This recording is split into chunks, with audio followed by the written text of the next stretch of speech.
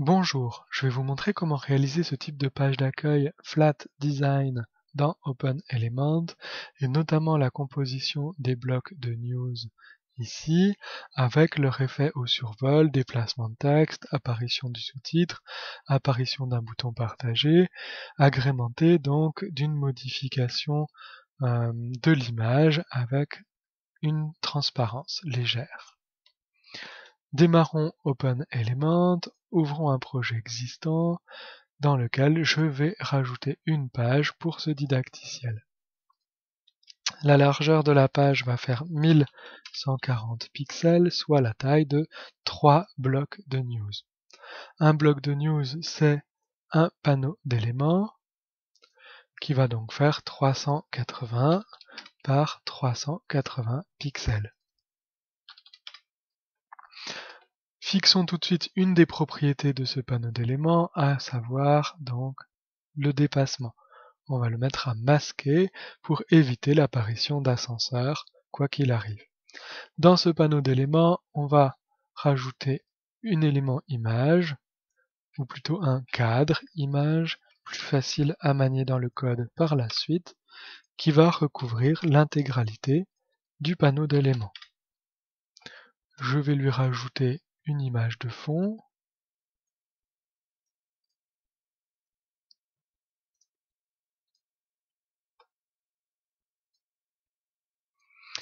et je vais pouvoir rajouter un second panneau d'éléments pour réaliser la partie basse.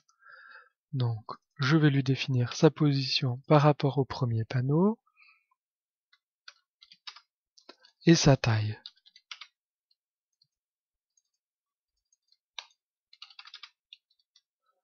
J'en profite pour fixer sa couleur de fond et enlever le style de contour. Dans ce second panneau d'éléments, je vais pouvoir rajouter deux éléments de texte. Alors bien dans le panneau, un titre,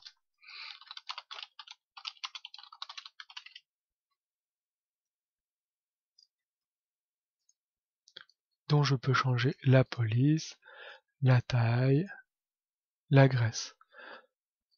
Je peux rajouter un sous-titre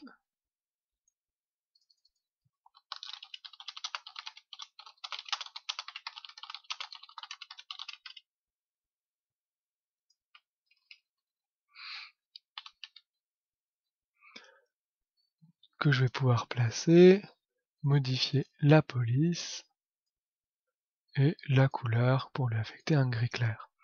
Je sélectionne mes deux éléments de texte, je les déplace légèrement vers le haut. Je vais pouvoir passer à la réalisation du bouton lien partagé, le petit bouton rouge.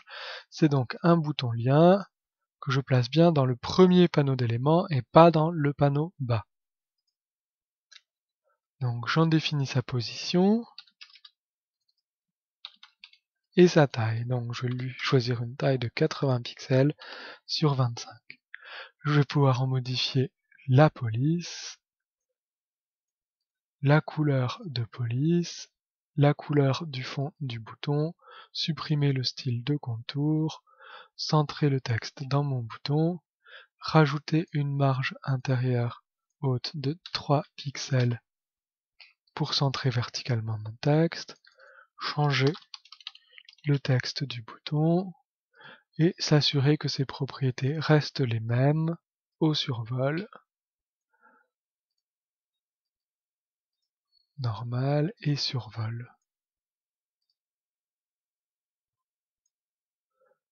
Voilà, mes éléments sont là.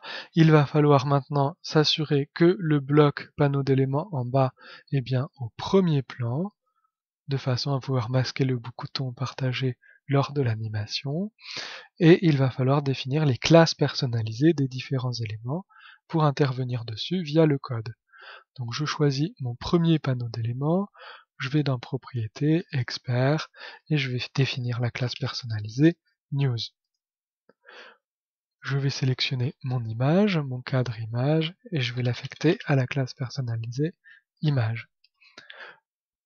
Mon panneau bas, je vais l'affecter à la classe personnalisée Panneau bas. Et mon bouton rouge, je vais l'affecter à la classe personnalisée Panneau rouge. Ok, mes différents éléments sont en place, je vais pouvoir passer au code. Je rajoute un élément de code source. Premier élément de ce code source, c'est le chargement d'un script complémentaire, le plugin jQuery. Donc ici, c'est du script HTML en start body. On rajoute un deuxième élément de code, c'est du CSS, toujours en start body, dans lequel on va rajouter un petit élément de code, celui-ci pour dire que le bloc news doit afficher un curseur en forme de pointeur, c'est-à-dire une petite main indiquant un lien au lecteur, et s'assurer que tout ce qui dépasse de ce cadre sera masqué. On peut ensuite passer au code JavaScript pour ajouter nos fonctions jQuery. Donc c'est du end body. Première fonction jQuery, c'est la fonction ready que l'on va utiliser pour déplacer les panneaux initialement au chargement de la page. Donc les panneaux rouges vont être déplacés vers le bas, ainsi que les panneaux bas. C'est plus efficace de les créer comme ça dans OpenElement, mais au chargement de la page, il faut tout de suite les réduire. Deuxième fonction, c'est la fonction hover qui va gérer ce qu'il se passe lorsque mon curseur de la souris survole un des panneaux news. Première partie de la fonction, ici, le curseur de la souris entre sur le panneau. Qu'est-ce qu'il se passe?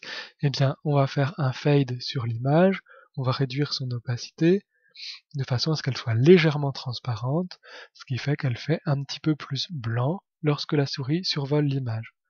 Le panneau bas va être remonté, et le panneau rouge va être remonté également. La deuxième partie de la fonction ici définit ce qu'il se passe lorsque le curseur de la souris quitte le panneau news.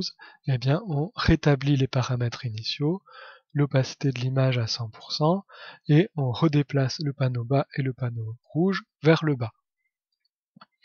Voilà, mes éléments de code sont presque terminés. Il me reste un élément pour gérer ce qu'il se passe lorsque je clique sur mon panneau. Pour ce faire, il faut d'abord que je récupère l'ID du panneau d'éléments.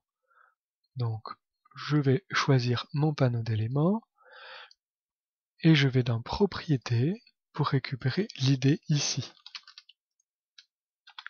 Je copie l'ID et je peux retourner dans mon code JavaScript. Je vais rajouter une petite fonction supplémentaire pour gérer ce qu'il se passe lorsque je clique avec ma souris sur ce panneau, c'est la fonction click. Donc je recopie mon idée et ce qu'il se passe lorsque je clique sur ce panneau, eh bien j'ouvrirai le site internet Vlad Studio. Voilà. Mon code est terminé. Je vais pouvoir tout de suite tester le résultat.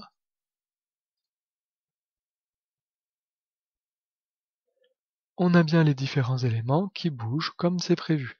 Le panneau bas se déplace, fait apparaître le sous-titre, le bouton partager s'affiche bien, et l'image affiche un léger fade blanc. Il suffit maintenant de procéder à l'ajout des autres éléments par copier-coller. Donc je vais déplacer mon panneau vers la droite et rajouter les autres éléments. L'avantage de fonctionner par classe personnalisée, c'est que les éléments que je viens de coller vont réagir exactement de la même façon.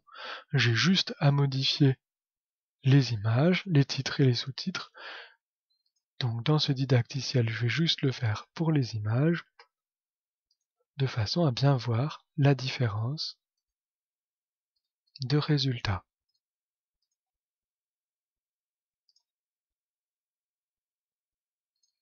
Voilà, j'ai mes 3 blocs. On va tester tout de suite ce que ça donne. On a bien nos 3 éléments qui réagissent comme c'est attendu.